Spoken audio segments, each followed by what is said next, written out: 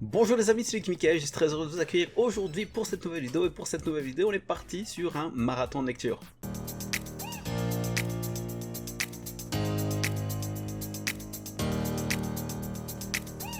Voilà, comme vous avez vu dans le titre, aujourd'hui le marathon se portera sur Angolmois, la série de Meian qui s'est terminée ici il y a quelques semaines en 10 volumes. Donc ça, je connais déjà les 6-7 premiers tomes, je pense. Mais par contre, ça fait plus d'un an quasiment que je les ai plus lus, donc je vais tout relire depuis le début et terminer enfin la série. Et directement, on est parti pour ces 10 volumes. Je me souviens que la lecture se faisait assez rapidement, c'était plus ou moins une demi-heure, un peu moins je pense. Pour un tome, enfin ça dépendait un peu des tomes, mais la plupart. Donc voilà, donc ce qui fait que théoriquement on serait parti sur un marathon de 5 heures. Allez, je m'installe et on est parti directement pour le premier tome. Je mets le chronomètre et c'est parti.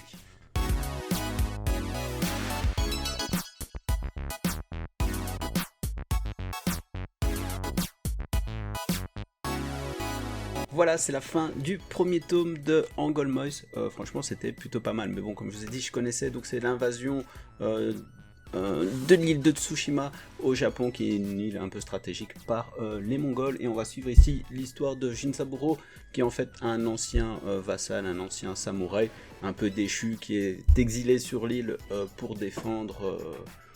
étant donné qu'il est un peu condamné à mort et à l'exil, etc., avec d'autres prisonniers, etc., pour défendre Tsushima, et ils ont la promesse qu'il va y avoir des renforts dans plus ou moins 7 jours, donc voilà, là c'était assez stratégique, j'ai mis à peu près 30 minutes pour lire le premier tome. Je vous avais dit que c'était assez rapide pour lire un tome, donc on est parti directement sur le deuxième tome.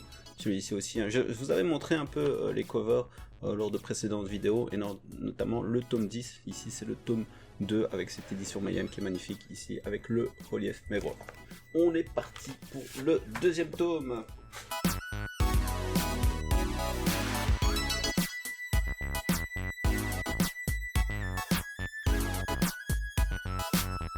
Voilà, le deuxième tome de Angolmois est terminé, c'était plutôt pas mal. Et là c'est un peu comme dans Kingdom, quand ils font des attaques, ils essayent surtout d'attaquer le quartier général et de tuer le général ennemi. Et c'est plus ou moins ce qui se passe dedans. Donc voilà, c'est plutôt pas mal comme série. Je sais pas s'il y en a beaucoup qui l'ont lu, mais en tout cas moi j'aime bien.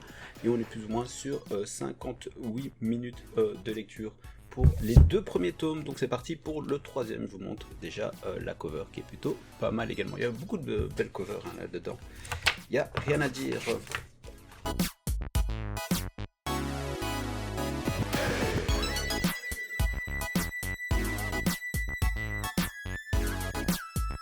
Le troisième tome est terminé, c'était encore sympa, il y a eu pas mal de fights et c'était assez rapide à lire encore. On est sur 1h14, donc ça m'a pris un peu moins de 20 minutes pour lire ce tome.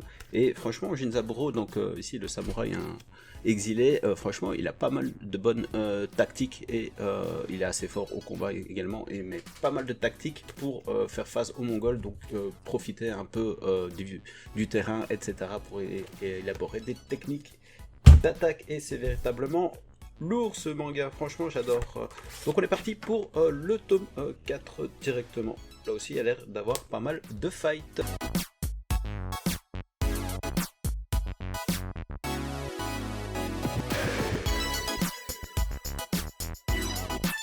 La fin du tome 4 de Angolmois, c'était plutôt pas mal encore. Il y a eu un peu moins de batailles, surtout juste un peu au début. Et la fin du tome, c'était plutôt un flashback par rapport à la vie de Jinsaburo. Allez, on est parti alors pour le tome 5. Je vous montre déjà la cover et le time également. Ça s'est lu aussi rapidement, 1h31. Donc un bon quart d'heure pour lire. Ça se lit assez vite, ça se lit assez vite.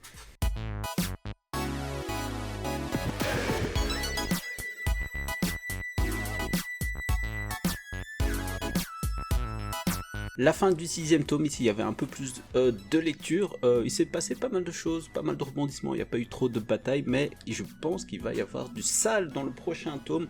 En tout cas, il y avait véritablement pas mal de révélations, donc c'était un excellent tome qui changeait un peu. Là, il y avait un peu plus de discussion et on est sur 1h55 de lecture et on est à la moitié de la lecture en tout.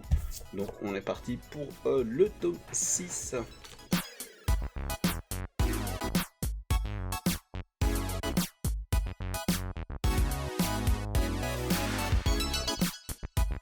La fin du 6e tome, voilà, c'est la reprise véritablement des combats, mais voilà, je peux pas en dire trop parce que ça va spoiler de ouf, mais véritablement, ça reprend de plus belle ici, encore une magnifique jaquette avec l'un des généraux des Mongols tout simplement.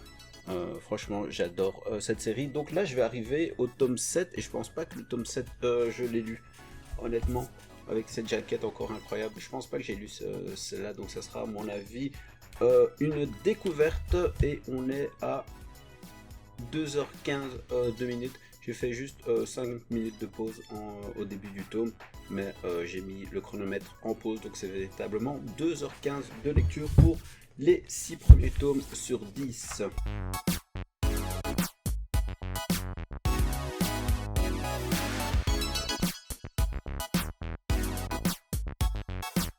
La fin du tome 7, là aussi je peux pas trop en dire parce que sinon ça va spoiler, mais il y a un combat à 1 versus 1 tout simplement et encore un flashback par rapport à la vie de Jinzaburo. Donc on est parti pour le tome 8, on est plus ou moins toujours sur les 25 minutes plus ou moins de lecture, on est à 2h32 minutes.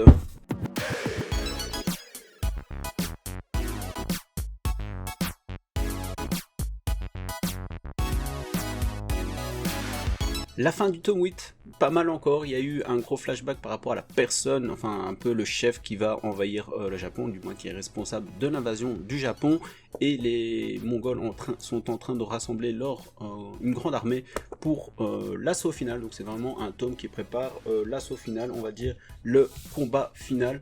Donc on était au 8e tome et on va attaquer le 9e et avant-dernier tome de la série, encore avec une magnifique jaquette. Allez, c'est parti, il est 11h48 et on est à 3h03 de lecture.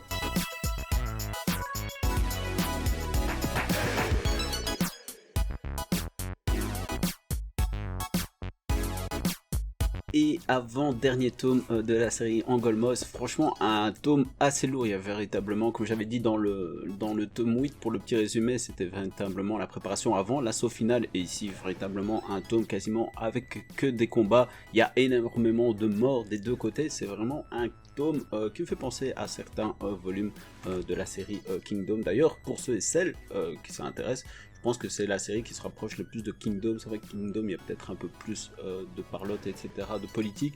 Ici, il y en a eu un peu moins, sauf au moment des flashbacks, mais en tout cas, c'était un excellent avant-dernier tome. Donc là, on va partir sur le dernier tome, avec la participation de mon chat.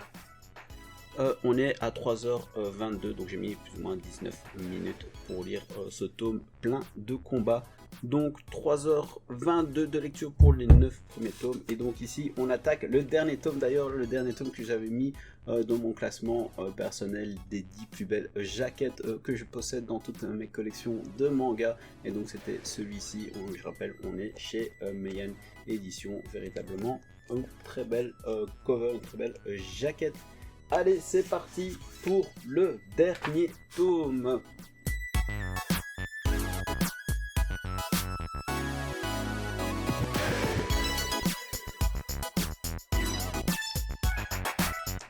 Et bien voilà, la lecture du tome 10 et du dernier tome de Angolmoth est terminée et ça s'est lu en 3h36 minutes, plus ou moins.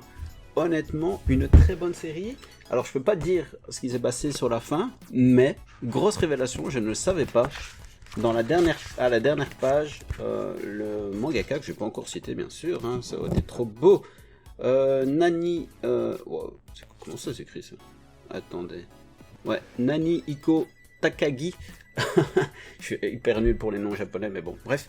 En fait, il nous dit, donc il nous explique, il remercie un peu tout le monde, etc. Mais il nous dit quelque chose de très important ici. Le prochain volume marquera le début de l'arc Akata.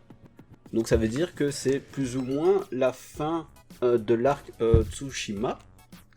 mais qu'il y aura d'autres arcs, et donc ça c'est plutôt pas mal. Franchement, je ne savais pas du tout qu'il y aurait plus ou moins une suite. Bien sûr, ça sera à voir, évidemment, avec le succès de celui-là, s'il continuera. En tout cas, moi je pense que c'était quand même un bon succès pour moi. Donc 10 tomes que j'ai lu en 3h36, quelque chose comme ça, j'ai déjà oublié le time.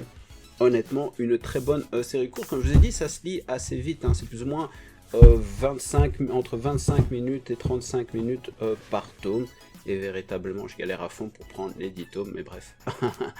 En tout cas, c'était véritablement une bonne lecture que je conseille pour toutes les personnes qui aiment bien, comme je vous ai dit, Kingdom ou bien les séries de guerre, de bataille, etc. Véritablement, les combats sont assez stylés, il y a beaucoup de rebondissements. Franchement, c'est un manga qui est très bien construit, je trouve. Honnêtement, peut-être qu'on n'en parle pas assez, mais en tout cas, moi j'ai bien aimé. Je sais qu'il y a également un animé là-dessus, j'ai pas encore vu. Peut-être qu'un jour ça me dira de le voir, mais en tout cas, ici je suis très très satisfait de cette série. Au-delà du fait que Emeya nous a fait véritablement une très belle édition. Je vous ai montré à chaque fois toutes les jaquettes, et véritablement, c'était une très belle édition pour prix de 6,95€ par tome, et véritablement une très bonne surprise de savoir que ce n'était qu'un arc, et en fait il y aura sûrement d'autres arcs. Ça, c'est véritablement la meilleure nouvelle de cette lecture, j'ai envie de dire. En tout cas, c'était super sympa de faire ce marathon, ce mini marathon de lecture, hein, 3h36. Donc c'était plutôt cool. Et bien voilà les amis, c'est déjà la fin de la vidéo. Merci beaucoup d'avoir regardé. N'hésite pas à t'abonner et à regarder d'autres vidéos. Je te donne déjà rendez-vous pour une prochaine vidéo. À très bientôt j'espère. Peace.